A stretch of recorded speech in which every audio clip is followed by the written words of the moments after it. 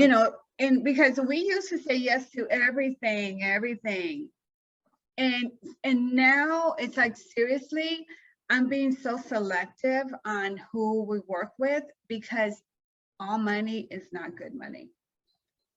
And that's really is like my new mantra, you know, if you're paying me this much, but you're requiring so much from me, is that really good money? You know, and is that the best way to spend your time? Because with you, you're on that time restraint. You know, you have a lot of people that you're having to, that look up to you for answers. So don't believe that you have to give them that answer right then and there. You know, take a step back, always think about it. You know, take a step back and say, okay, is this the best choice for me, my company, and the people that I serve? Like, I got your answer. So you have a need for trust. I'm going to guess that's one of them. So watch this. If you may not trust that, you may not get that, whoever these people are, you may not get their business or something. You don't trust it. So you say yes quickly, as opposed to waiting to see if you really want to do it or not. And it may not circle back around to give you the business. If that resonates with you. Is that? Yes. Okay. All right. And remember, I don't want to force anything. This is your story. I'm the guy who throws stuff against the wall and see if it sticks. You make it make sense for me, so we can have a solution or what's this, awareness and understanding around it, so you can make the best decision you need to make. That makes sense? Okay. Yes. So that's a little taste of what we do. Okay, any other questions?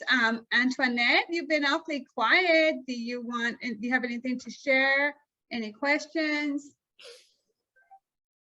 I totally called her out. I didn't mean to.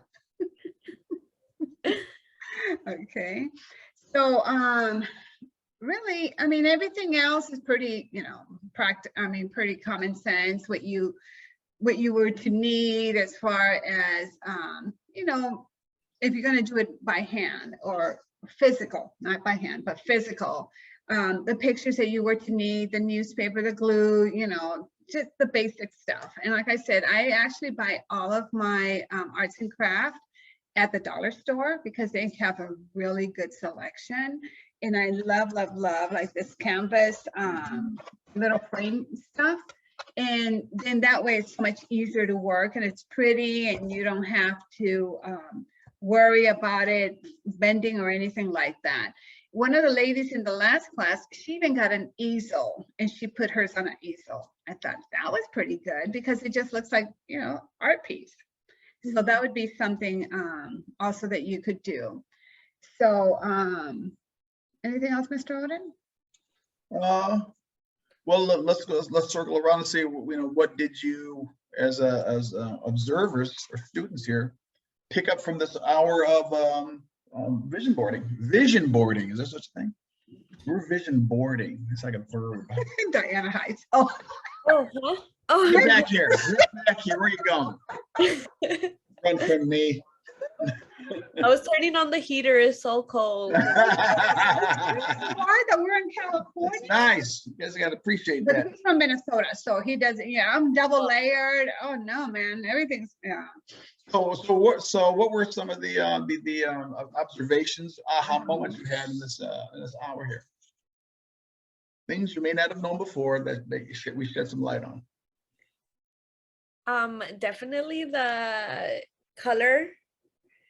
How important the color is. It's funny because I wouldn't have thought that such a small, like, I mean, it looks like just such a small detail could have such a big impact on your subconscious and the way you perceive.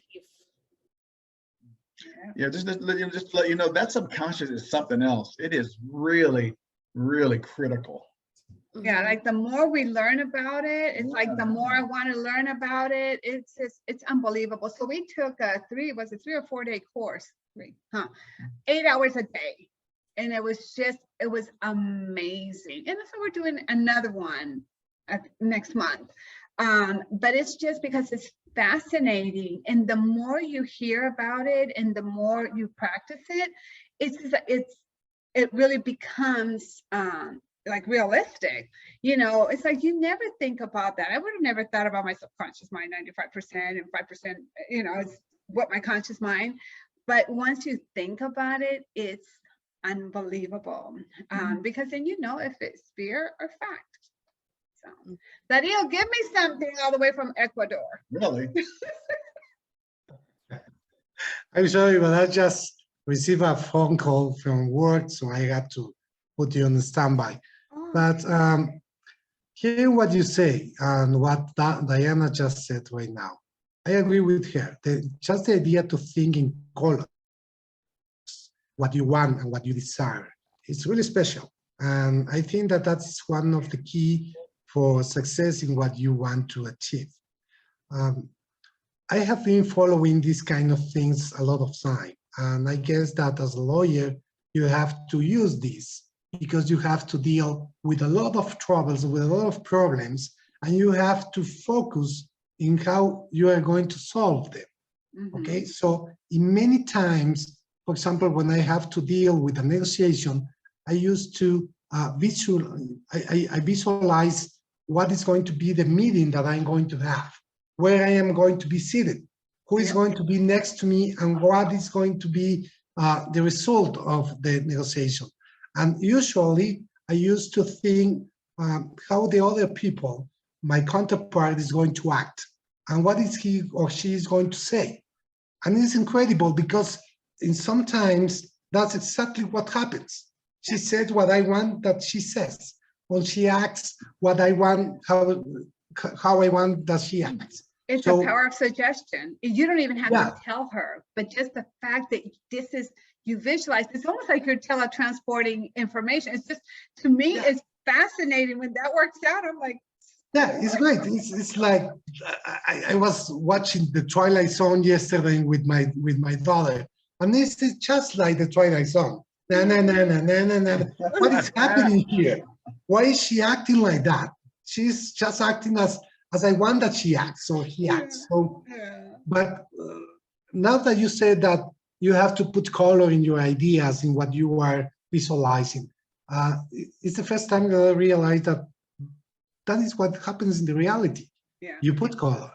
And I guess that if you put color is because that's something that is doable, that is real, that can happen. Yeah, yeah.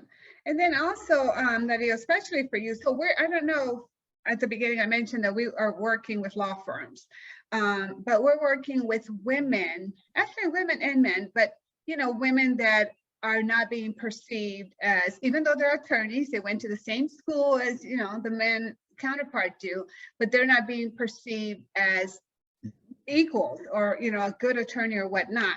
And then yesterday I did a presentation and from doing research, 85% of female attorneys said that they have been confused as, lower level. Yeah, I don't want to say that, but like, let's just say, like receptionist or janitor. Paralegal. Yeah, right.